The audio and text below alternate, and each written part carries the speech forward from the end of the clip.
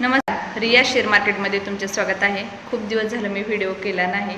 तुम्ही बघितलं असेल, बजेट झालं, बजेट नंतर काही सेक्टरमध्ये त्यांनी अनाउन्समेंट केलेली की फर्टिलायझर सेक्टर, पॉवर सेक्टर आणि इन्फ्रास्ट्रक्चर याच्यामध्ये ग्रोथ होईल त्यांच्या न्यूजनुसार, पण तशी काही ग्रोथ पाहायला मिळाली नाही। IRFCमध्ये म्हणा, इन्फ्रास्ट्रक्चरचे जे शेअर आहेत त्याच्यामध्ये, नंतर पॉवर सेक्टरमध्ये, नंतर फर्टिलायझर सेक्टरमध्ये। तर तुम्ही तुमच्या टेक्निकनुसार ट्रेड करत राहा, न्यूजवरती डिपेंड राहू नका। मी याच्या अगोदर खूप वेळा सांगितले। तर रिटेलर लोक काय करतात, न्यूज बघून ट्रेड करतात। तर न्यूज किती मिनिटाची? 1 मिनिटाची, 5 मिनिटाची न्यूज असते।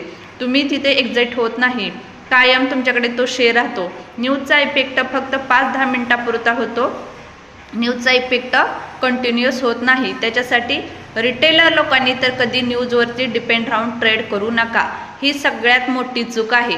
आणि आपण तिथेच चुकतो, त्याच्यामुळे रिटेलर लोक खूप लॉसमध्ये जातात।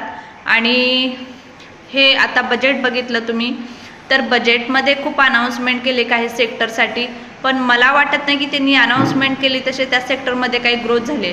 तर ती ग्रोथ झालेली नाही आहे त्या सेक्टरमध्ये आता तर, म्हणजे मार्केटमध्ये तर पॉझिटिव्हिटी त्या शेअर्समध्ये तर मला दिसली नाही आहे। त्याच्यासाठी तुमचे टेक्निक फॉलो करा आणि तसं ट्रेडिंग करा। थँक्यू।